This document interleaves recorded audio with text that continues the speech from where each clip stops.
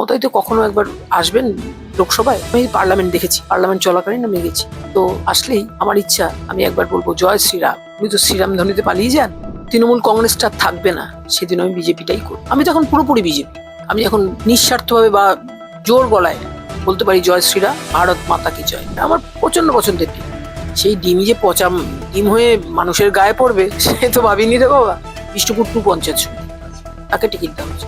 আমি খুব কেঁদেছিলাম। আমার তো কোনো অপরাধ ছিল না, অপরাধী জানিল না কি তার অপরাধ বিচার হইয়া গেল।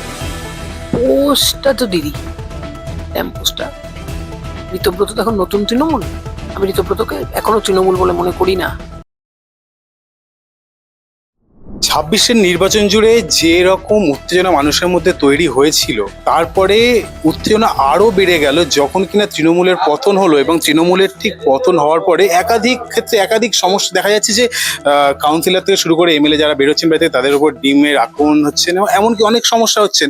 এবার এমনকি এই মুহূর্তে দাঁড়িয়ে তৃণমূলের যে পার্টি গণিত সেটা কিন্তু এখন মিলছে না।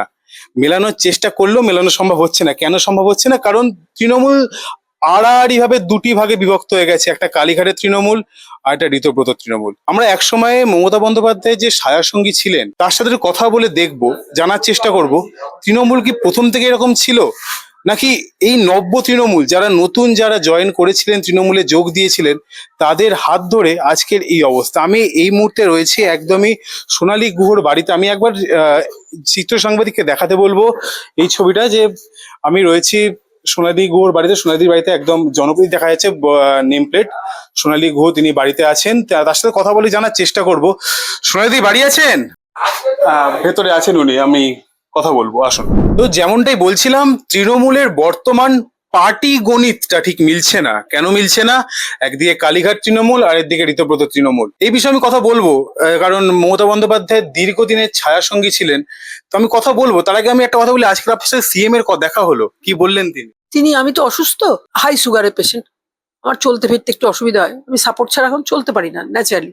তখন তিনি বললেন দিদি আপনি এলেন, শুভেন্দু আমাকে আপনি সম্বন্ধেই কথা বলে। আমি বললেন তুমি এসছো আমাদের ওয়ার্ডে আর আমি আসবো না? তখন বললেন আজকে বঙ্কিমচন্দ্রের জন্ম জয়ন্তী, বঙ্কিম লাইব্রেরিতে উনি এসেছিলেন। বললেন দিদি এই স্ট্যাচুটা, বঙ্কিমচন্দ্রের একটা স্ট্যাচু আছে, লালুদাই তো তৈরি করে দিয়েছিল। তখন আমি বললাম শুভেন্দু তোমার লালুদাও এসছে, লালু বোধহয় একটু দেরিতে পৌঁছেছে। শুভেন্দু বললো কোথায়? ঠিক আছে, ও বোধহয় আসতে একটু দেরি হচ্ছে। তখন বললেন যে দিদি আপনাদের যদি কোনো অসুবিধা হয় আমাকে বলবেন, আমি আপনাদের সবসময় সঙ্গে আছি। দিস মাচ একটা রাজ্যের মুখ্যমন্ত্রী, তিনি যদি বলেন আমি আপনাদের সঙ্গে আছি, এর থেকে বড় প্রাপ্তি তো আমার কাছে কিচ্ছু নেই। সামনেই পৌরসভা নির্বাচন, দেখো তোমার দাদা তো এই ওয়ার্ডের কাউন্সিলর ছিলেন, বারবার এই সিটটাকে মহিলা করে দেওয়া হচ্ছে। আমার এর থেকে আর চাইবার কি আছে? ভগবান আমাকে অনেক দিয়েছেন, আমাকে 4 বারের এমএলএ করেছেন। কোথা থেকে? তাও জ্যোতিবাবুর কেন্দ্র থেকে। একবার ডেপুটি স্পিকার করেছেন। আমি সব পেয়েছি জীবন। যেবারে মমতা বন্দ্যোপাধ্যায় আপনাকে টিকিট দিল না, 2000 হ্যাঁ, সেবারে কিন্তু একটা মহিলাকে টিকিট দেওয়া হয়েছিল। না, দেওয়া হয়নি? না, মোহন নস্করকে দেওয়া হয়েছিল। মোহন নস্কর আমাদের পঞ্চায়েত সমিতির, তিনি দীর্ঘদিনের সভাপতি ছিলেন, বিষ্ণুপুর 2 পঞ্চায়েত সমিতি, তাকে টিকিট দেওয়া হয়েছিল। সেদিন আমি খুব কেঁদেছিলাম। আমার তো কোনো অপরাধ ছিল না, অপরাধী জানিল না কি তার অপরাধ বিচার হইয়া গেল। আমি 22টা ছেলে মেয়েকে রাজ্য বিধানসভা, তখন ডেপুটি স্পিকার ছিলাম, চাকরি দিয়েছি। একটা ছেলে আমার বাড়িতে, তার বাবা বাসন টাসন মাজতেন, জল ভরে দিতেন, মানিকদানা। সে বলেছিল দিদি বৌদি তুমি যদি 22টা লোকের থেকেও 1 লাখ টাকা করে নিতে, তাহলে আজকে তোমার ব্যাংক ব্যালেন্স 22 লাখ টাকা হতো। আমি বললাম তোর থেকে কত নিয়েছি গণেশ? তখন বললো কিছুই না উনি, তুমি শুধু আমার মাকে গিয়ে বলতো ও বৌদি চা করেছো নাকি? তখন মা বলতো হ্যাঁ চা করবো না, ওরা বাঁকুড়ার লোক, হ্যাঁ বাঁকুড়া মেদিনীপুর এইসব জায়গায়, চা করবো নি, একটু চা দাও না। আর যেদিন ডিম রান্না করবে সেদিন গণেশকে দিয়ে আমার বাড়িতে একটা ডিম পাঠিয়ে দিই। ডিম পছন্দের? হ্যাঁ, আমার প্রচন্ড পছন্দের ডিম। সেই ডিমই যে পচা ডিম হয়ে মানুষের গায়ে পড়বে সে তো ভাবিনি রে বাবা। তখন মমতা ব্যানার্জিকে জিজ্ঞেস করেছিলেন যে আমি তো যোগ্য এমএলএ ছিলাম, তাহলে কেন? মমতা ব্যানার্জি, আমাকে যখন, আমার বিয়ে তো একটু দেরিতে হয়েছে, আমার 2000 সালে বিয়ে হয়েছে। আমার তখন এসপি ছিলেন দেবকুমার গাঙ্গুলি, তিনি, আমি তো এক সময় এসপির সঙ্গে দেখা করতে গেছিলাম। আমি গিয়ে বললাম সাহেব নমস্কার। বললেন হ্যাঁ ম্যাডাম আসুন আসুন, আপনার তো বিয়ে হয়ে গেছে। বলে হ্যাঁ। বলে আগে তো আপনি গুহ ছিলেন, এখন আপনি কি টাইটেল আপনার? বোস। তো সাতগাছিয়া উনি বললেন Satgachhi is only for the Bose. তখন আমি মাথা নেড়ে বললাম, না সাহেব, আপনি বলছেন তো জ্যোতিবাবু বোস, আমিও বোস, ভালো বললেন, কিন্তু Satgachhi is only the devotee of বাবা লোকনাথ ব্রহ্মচারী। উনি ভুরু কুচকে তাকালেন, বললেন, আপনি কি বলছেন ম্যাডাম? আমি, হ্যাঁ, জ্যোতিবাবু বাবার ভক্ত ছিলেন, আমি বাবার ভক্ত না, শুধু বাবার আশ্রিত সন্তান। আমার থেকেও যদি বড় ভক্ত কেউ আসতে পারে, he or she can win, otherwise nobody can. বেশ, আমি একটা কথা জিজ্ঞেস করি, এটা খুব পুরনো কথা। আহ, তৃণমূল কংগ্রেসে একটাই পোস্ট, বাকি সব কটা ল্যাম্প পোস্ট। আমি বলেছিলাম আমি ওই জন্যই বলছি, তা এই মুহূর্তে দাঁড়িয়ে এই যে পরিস্থিতি, পোস্টটাকে আর ল্যাম্প পোস্টটাকে। পোস্টটা তো দিদি, ল্যাম্প পোস্টটা ঋতব্রত তো এখন নতুন তৃণমূল। আমি ঋতব্রতকে এখনো তৃণমূল বলে মনে করি না, কারণ ঋতব্রত তো সিপিএম এর এমপি ছিলেন। কিন্তু অধিকাংশ দল কিন্তু ওনার পরেই রয়েছে এখনো পর্যন্ত। জানি যেদিন তৃণমূল কংগ্রেসটা থাকবে না, সেদিন আমি বিজেপিটাই করব। আমি তো এখন পুরোপুরি বিজেপি। আমি এখন নিঃস্বার্থভাবে বা জোর গলায় বলতে পারি, জয় শ্রীরাম, ভারত মাতা কি জয়, যেটা এতদিন মমতাদি, আমি আমার ইচ্ছা একবার আমি এমপি হব। জানি না ভগবান সেই সুযোগ আমাকে দেবেন কিনা। মমতাদি তখন তো বেঁচে থাকবেন, নিশ্চয়ই বেঁচে থাকুন উনি, আমি প্রার্থনা করি ভগবানের কাছে। মমতাদি তখন তো বেঁচেও থাকবেন, হয়তো ভোটেও লড়বেন। মমতাদি তো কখনো একবার আসবেন লোকসভায়। আমি পার্লামেন্ট দেখেছি, পার্লামেন্ট চলাকালীন আমি গেছি। তো আসলেই আমার ইচ্ছা আমি একবার বলবো জয় শ্রীরাম। উনি তো শ্রীরাম ধ্বনিতে পালিয়ে যান। আমার মেয়ে আগে সাউথ পয়েন্টে পড়তো, এখন সাউথ পয়েন্টে ওই পার্থ চ্যাটার্জির একটা স্ক্যান্ডাল বেরোলো, তাতে অনেক টাকা ফাঁকা পাওয়া গেল। ওকে, সাউথ পয়েন্ট তো কোএডুকেশন স্কুল, ওকে ওর স্কুলের বাচ্চারা বলেছে, আরে ঐশানি, তোর মা তো 4 বারের এমএলএ আর 1বারের ডেপুটি স্পিকার, আর তোর বাবা 2বারের কাউন্সিলর, তোদের বাড়িতেও নাকি তাহলে অনেক টাকা। আমাকে আমাকে না, তোমার দাদাই বলো বা জামাইবাবুই বলো, তাকে সাউথ পয়েন্ট থেকে ফোন করা হলো। তোমার জামাইবাবু দেখি কিরকম ফাম্বল করছে। আমি, কেন তুমি ফাম্বল করছো? বলে সাউথ পয়েন্ট থেকে ফোন। সাউথ পয়েন্ট কি খায় না মাথায় দেয়? আমার মেয়ে তো সাউথ পয়েন্টেই পড়ে। বলে ওখানকার ম্যামরা ফোন, তাও তো আমি কথা বলবো। তখন আমি বললাম, হ্যাঁ বলুন। বললো, আপনি কে? আমি ঐশানীর মা, আমার মেয়ের ভালো নাম হচ্ছে ঐশানী আর ডাকনাম দিয়া। বললো, ম্যাডাম আজকে একটু ঐশানীকে দেখে রাখবেন। কেন, ঐশানী কি কোনো দুষ্টুমি করেছে? বলে না, ঐশানী তো দুষ্টুমি করে না, ঐশানী খুব ওবিডিয়েন্ট। মেয়েটা আমার বাড়িতে এসে তোমার দাদাই বলো বা জামাইবাবু বলো, তার বুকের উপর পড়ে যা কাঁদলো না, বললো পাপা আমাদের কি অনেক টাকা? তখন তোমার বললেন, আমাদের টাকা আছে তো কি হয়েছে বাবা, আমাদের টাকা আছে তবেই তো তোকে বড় স্কুলে পড়াচ্ছি। বললো না, আজকে আমাকে স্কুলের বন্ধুরা সব টিজ করেছে, তোর মা 4বারের এমএলএ, 1বার ডেপুটি স্পিকার, তোর বাবা 2বারের কাউন্সিলর, তোদের বোধহয় অনেক টাকা। সরিয়ে নিয়ে এসলাম সাউথ পয়েন্ট স্কুল থেকে। এই বজবজের এমএলএ আছেন অশোকদেব, তার বাড়ির নিচে একটা স্কুল আছে, অ্যাংলো অ্যারাবিক বলে।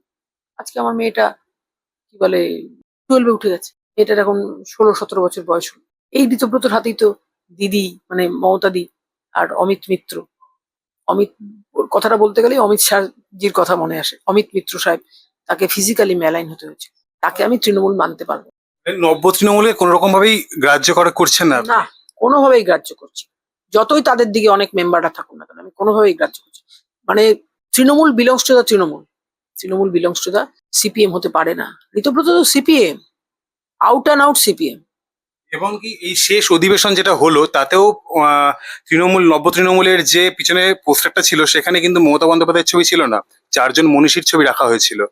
তো এটা দিদির হওয়ারই ছিল, এটা হওয়ারই ছিল। দিদি দিদি একসময় বলতেন, আমাকে বলতেন, কিরে মুটি তোর মুখটা তো গম্ভীর কেন? আমি বললাম, দিদি দেখো না, ওর সঙ্গে খুব ঝগড়া হচ্ছে, ও আমাকে একদম পাত্তা দিচ্ছে না। বলে তুই ওকে ইগনোর কর, ignorance is the best policy. আজকে তো বাংলার মানুষের ওনাকে ইগনোর, মমতাদি আজকে আমার আমার জীবনে কেন, গোটা বাংলার জীবনে মমতাদি আজকে অবাঞ্ছিত। যেটা দেখা যাচ্ছে, কুণাল ঘোষ তিনি 21শে জুলাই যে মঞ্চ এই নিয়ে বারবার ফিরিয়ে আনার চেষ্টা করছেন সেটাকে, আমরা বেঈমান নই এরকম করে একটা করার চেষ্টা করছেন, এটা কেমন চোখে দেখছেন? দেখো 21শে জুলাইটা একটা শহীদ দিবস তো, এবং দিদি নিজে স্টেজে থাকতেন, 21শে জুলাই শহীদ পরিবারদের ডাকা হতো।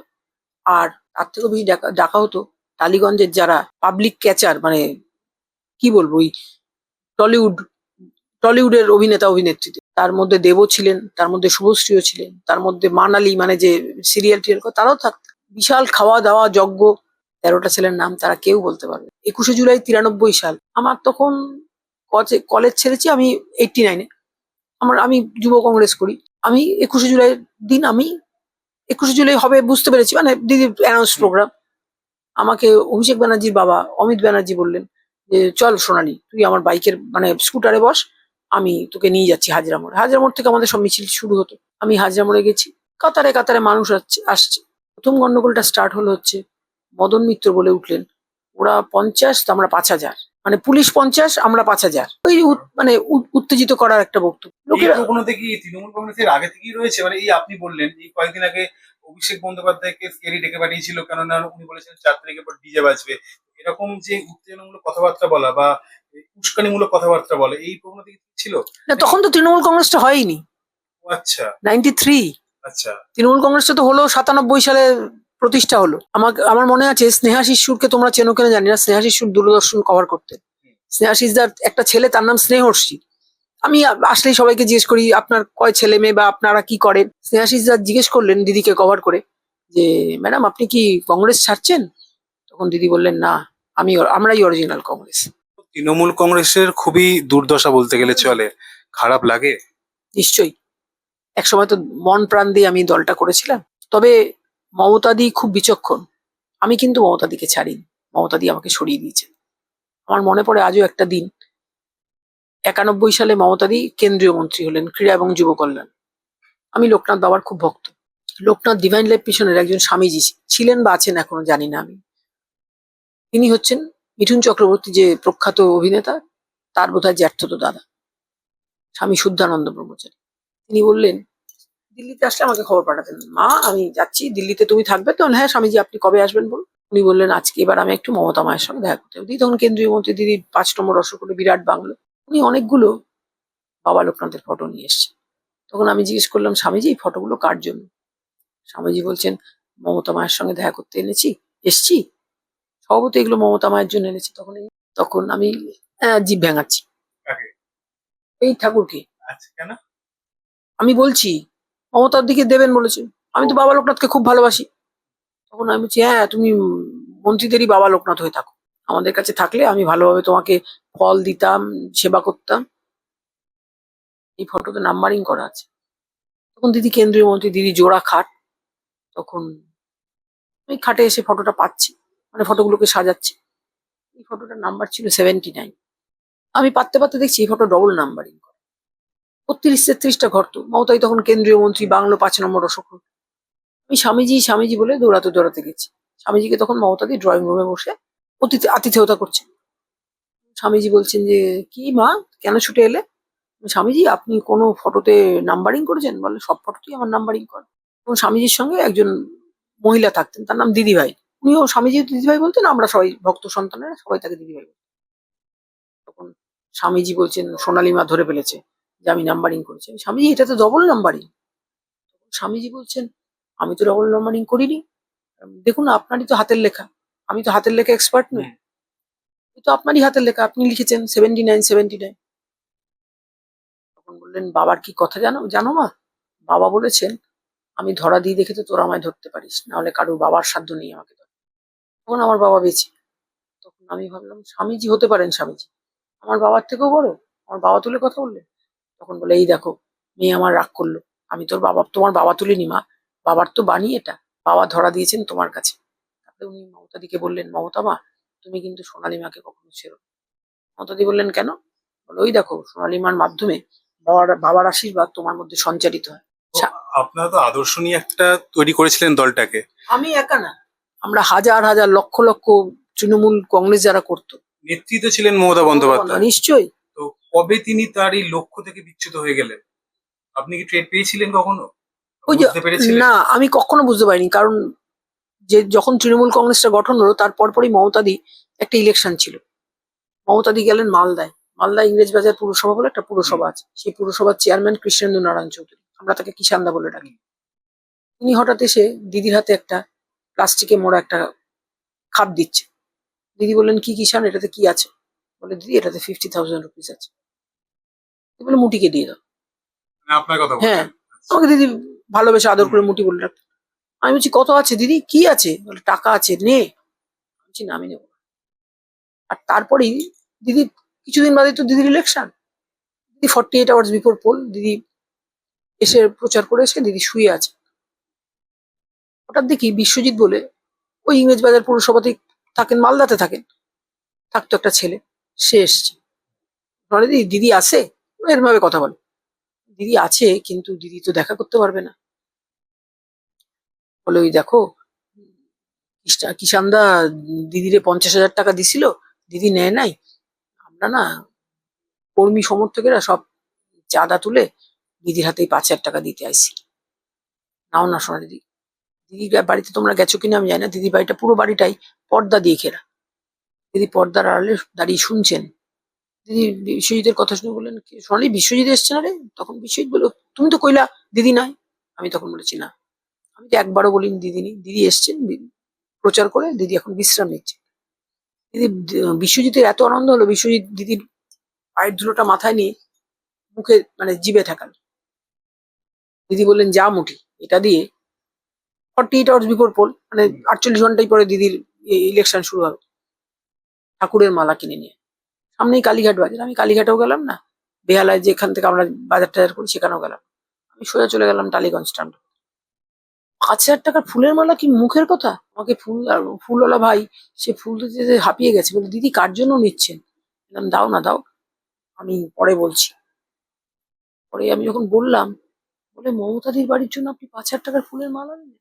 তখন দিদির বাবা প্রয়াত হয়েছে, আমি দিদির বাবার জন্য মালা এনেছি। মাসিমা শুয়ে আছেন, দিদি বাবাকে বলছেন, ও বাবা বাবা, আমার মুঠি না তোমার জন্য মালা এনেছে। মাসিমাকে উঠে বলছেন, ও মা তুমি শুধু ঘুমাচ্ছ, দেখো মুঠি কেমন বাবার জন্য মালা এনেছে, দেখো সারা ঘর ফুলের গন্ধে মম করছে। সুমিত তো অভিষেকের বন্ধু বলতো, কিন্তু অভিষেকের প্রকৃত বন্ধু, অভিষেক তো কোএডুকেশন কলেজে স্কুলে পড়েছে, নবনানন্দায় পড়তো অভিষেক। শাশ্বতী বলে একটা মেয়ে অভিষেকের বন্ধু ছিল। শাশ্বতী আসলেই অভিষেকের মা বলতো, শাশ্বতী আজকে শাশ্বতী রাত আজকে আসবে। সীমা, মানে সীমা বলে দিদির বাড়িতে একজন পরিচারিকা ছিলেন, চাটা কর। সীমাও নির্দ্বিধায় চাটা করে দিত, খাবারটাও রেডি করে দিত। সুমিতকে আমরা কোনোদিনও দেখি। এই অভিষেক এমপি হওয়ার পরেই দেখলাম সুমিতের রমরমাটা শুরু হলো। এর কারণ কি আইপ্যাক? হুম, হাইপোথেটিক্যাল প্রশ্ন। আইপ্যাকের, আমরা আইপ্যাকে যাকে চিনতাম, প্রশান্ত কিশোর, তিনি এবার বিধানসভায় লড়েছিলেন বিহারে, হেরে গেছেন বোধহয়। এখন তো আইপ্যাকের বোধহয় কি যেন, কি জৈন, প্রতীক জৈন আর কে একটা যেন, তারা এখন আইপ্যাক দেখাশোনা করেন। আইপ্যাকের কাজটা কি ছিল সেটা বলতে পারবো, সেটা বলতে পারবো না। আমার সময় প্রশান্ত কিশোরের, আপনারা যখন দল করতেন তখন আইপ্যাক ছিল? হ্যাঁ ছিল, আমরা তো প্রশান্ত কিশোরকে অনেকবার মিট করেছি। প্রশান্ত কিশোর কিন্তু খুব ভালো স্বভাবের, বলতেন যে সোনালি জি আগিয়া, সবাইকে জি বলে সম্মান করতেন, মহিলাদের জি বলে সম্বোধন করতেন। সুব্রত বক্সি জি আগিয়া, আর সুব্রত মুখার্জি বলতেন, তোরা প্রশান্ত কিশোর কুমারের গান শুনতে এসেছিস? আইপ্যাকের একটা নিজস্ব ড্রেস আছে, কালো জামা কালো প্যান্ট। দেখো, একটা মানুষের সঙ্গে তো 32 বছর ঘর সংসার না, ঘর করেছি বলতে পারো। দিদি আমাদের বড় বোনের মতো ছিলেন মাথার উপরে, আর আমরা দিদির আন্ডারে সব, দিদি যা বলতেন তাই মেনে নিতাম, ছিলাম। দিদির কোনো শারীরিক ক্ষতি আমি কোনোদিনও চাই না, মানে আলটিমেট যে ক্ষতিটা হয় মানুষ পৃথিবী থেকে চলে যান, সেই ক্ষতিটা আমি কোনোদিন। রাজনীতি কি এখনো চর্চা করা হয়? হ্যাঁ নিশ্চয়ই, আমি রাজনীতি পলিটিক্যাল, আমার খিদে তো পলিটিক্স, আমার স্বামীও পলিটিক্যাল এলিমেন্ট। তাহলে এখন কি বিজেপিতে একবার ঢোকার ইচ্ছা আছে? আমি তো বিজেপি করি, আমি এখন মানে গর্বের সঙ্গে বলতে পারি, জয় শ্রীরাম, ভারত মাতা কি জয়। পার্টির সামনে দাঁড়িয়ে লড়তে পারবেন? হ্যাঁ, কেন পারবো না, কেন পারবো না, মনোবলটাই তো আসল। আজকে শুভেন্দুর সামনে যখন আমি গেলাম, শুভেন্দু বললো, দিদি আপনিও আসছেন? শুভেন্দু তুমি আমাদের চিফ মিনিস্টার, তুমি আমার ওয়ার্ডে আসবে আর আমি আসবো না? আমি একদম শেষ একটা প্রশ্ন করি, যদি দল দায়িত্ব দেয়, বর্তমান শাসক দল যদি আপনাকে দায়িত্ব দেয়, আপনি কি দায়িত্ব মাথায় তুলে নেবেন? নিশ্চয়ই, নিশ্চয়ই, 1000 বার। যেরকম ভালোবেসে তৃণমূল কংগ্রেস করেছিলেন, সেরকম ভালোবেসে বিজেপিটাও করতে পারবো। আমি যে দলটা, যখন আমি একবারই তো দল করেছি, তৃণমূল কংগ্রেস, আপ্রাণ চেষ্টা করেছি তৃণমূল কংগ্রেসকে কিছু দেওয়ার। তৃণমূল কংগ্রেস আমাকে অনেক দিয়েছেন, আমাকে 4বারের এমএলএ করেছেন, একবার ডেপুটি স্পিকার করেছেন। আর আমি মাঝে মাঝে আমারও তো কিছু অভিমান থাকে, আমি বলি, ভগবান তোমার কাছে আমার চাওয়ার কিছু নেই, না চাইতেই তুমি সব দিয়েছো। 4বারের এমএলএ, হুম। এবারে বিজেপির তরফ থেকে যদি কোনো অফার আসে, আপনি কোন? পার্লামেন্ট, আমি তো 4বার এমএলএ হয়ে গেছি। বিজেপি কে আলটিমেটলি কন্ট্রোল করে কিন্তু আরএসএস। আমার কাছে আরএসএস এর অনেক নেতারা আসেন মাঝে মাঝে, এসে বললেন যে আপনি এখানে কোনো একটা কাছাকাছি কোনো একটা কেন্দ্র বাছুন। তখন আমি বললাম, why not me in parliament? আপনি পার্লামেন্টে লড়তে চান? অফকোর্স, আমি তো 4বার এমএলএ হয়ে গেছি। আমি 4বার এমএলএ হওয়াতে আমি জ্যোতিবাবুকে দেখিনি, জ্যোতিবাবুর পরেই আমি তো সাতগাছিয়া কেন্দ্র থেকে দাঁড়ালাম। আমি বুদ্ধদেব ভট্টাচার্যকে পেয়েছি, আমি মমতা ব্যানার্জিকে পেয়েছি, শুভেন্দু অধিকারীকেও আমি পাইনি। কেন মিথ্যে কথা বলবো? শুভেন্দু আসার আগেই কিন্তু এই পালা বদলের পর আমি কিন্তু বিজেপি না, আমি 2021 থেকেই বিজেপি। আমি যখন 21-এ মুকুল্লা তখন বিজেপি করতেন, আমি যখন একটু সরি আমি যখন মুকুল্লাকে ফোন করে বললাম মুকুল্লা আমি বিজেপি করতে চাই, তখন মুকুল্লা বললেন তুইও বিজেপি করবি? তখন আমি বললাম হ্যাঁ, আমাকে তো দল টিকিট দিল না মুকুল্লা। তখন মুকুল্লা বলছেন আমরা এই কবে ছেড়ে দেবো ভাবছি। মুকুল্লা এখন আপনারা একদম শীর্ষে রাখতেন সবসময়? না, শীর্ষে তো মমতা ব্যানার্জি। মুকুল্লা কিন্তু খুব শান্ত মাথার লোক, খুব ঠান্ডা মাথা। মুকুল্লাকে একজন একটা কিসের বাচ্চা বলে গালাগালি দিচ্ছে। মুকুল্লা তাকে বলছে অমিত তুমি কি কিছু বলছো? তখন অমিত বলছেন দেখো দিদি, মুকুল্লা কত বড় অমুকের বাচ্চা, স্বয়রস্যু দিয়ে যে গালাগালিটা আমরা চলতি ভাষায় দিই। বললাম, কি বলছিস অমিত? অমিত বললো হ্যাঁ দিদি। মুকুল্লাকে আমি বললাম মুকুল্লা তুমি একটা অমুকের বাচ্চা। মুকুল্লা ঠান্ডা ভাষায় হাসতে হাসতে বলছে তুমি কি কিছু বলছো অমিত? মুকুল্লা কিন্তু বাই নেম সবাইকে চিনতেন, বাই নেম। অনাচার করো যদি রাজা তবে ছাড়ো গদি। এখন রাজার গদি ছাড়ার সময় হয়েছিল, রাজার গদি ছেড়েছেন। এই মুহূর্তে দাঁড়িয়ে সোনালী গুহ তিনি জানালেন যে দল কোন রকম ভাবে ম্যাটার করে না, ম্যাটার করে কোনটা, মানুষের জন্য কাজ করাটা। তিনি আবারও মানুষের জন্য কাজ করার জন্য এখন প্রাণপাত দিয়ে দেবো, প্রাণপাত করে দেবো বিজেপির জন্য, কিন্তু সুযোগ দিতে হবে তো। আমি তো এবার ভবানীপুরে লড়তে চেয়েছিলাম, কিন্তু ভবানীপুরে দাঁড়ালে আমি সার্টেনলি হেরে যেতাম। বা ভবানীপুরে আমি দাঁড়াবো বলেছি তো, শুভেন্দু তাতেই হয়তো ইন্সপায়ার্ড হয়েছে, শুভেন্দু তাতেই হয়তো ভবানীপুরে বেশি জোর দিয়ে খেটেছেন। আমি ভবানীপুরে গেছিলাম, আমি কাঁথিতে গেছিলাম।